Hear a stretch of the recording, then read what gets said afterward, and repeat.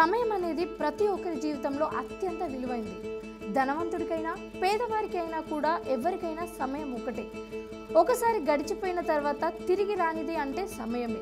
అందుకే ఉన్నప్పుడు సమయాన్ని సద్వినియోగం చేసుకోవాలని, ప్రతి క్షణాన్ని ఎంతో విలువైందిగా చూస్తూ వృధా చేసుకోవద్దని పెద్దలు అంటూ ఉంటారు. అయితే కాలగణన ప్రకారం సమయాన్ని గంటలలో లెక్కిస్తూ రావటం ఆనవాయితీగా వస్తుంది.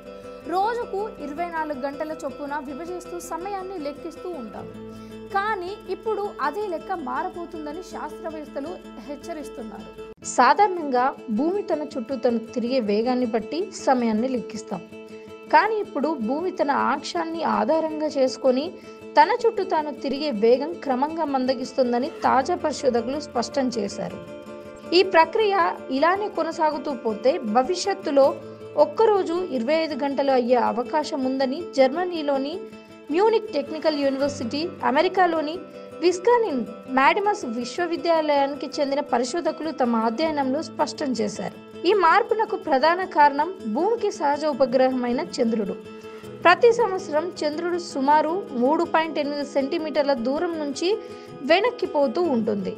ఈ క్రమంలో భూమి చంద్రుల మధ్య ఉన్న గురుత్వాకర్షణ శక్తిలో మార్పులు జరుగుతున్నాయి. ఈ పరిణామం వల్ల భూమిపై ఉన్న సముద్రాలపై ప్రభావం చూపి జలచలనం జరుగుతుంది.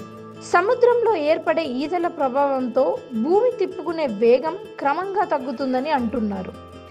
రింగ్ లేజర్ జైరోస్కోప్ అనే అత్యాధునిక సాంకేతిక పరికరంతో ఈ సూక్ష్మ మార్పుల్ని గమనించామని వివరిస్తున్నారు.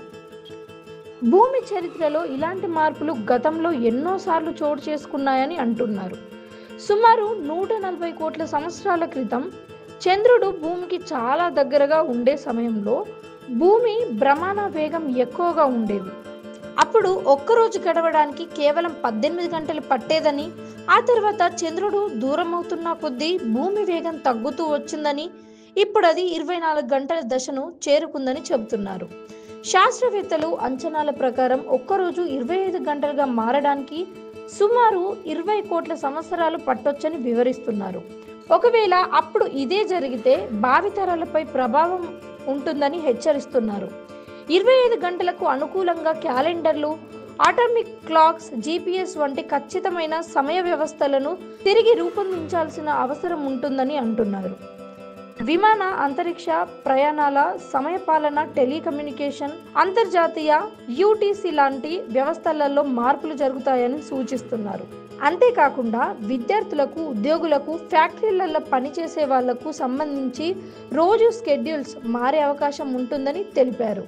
నిద్ర, జీవక్రియలు, జీవ వైవిధ్యం వంటి అంశాలపైన దీర్ఘకాలికంగా ఈ ప్రభావం పడే అవకాశం ఉంటుంది అని పేర్కొంటున్నారు.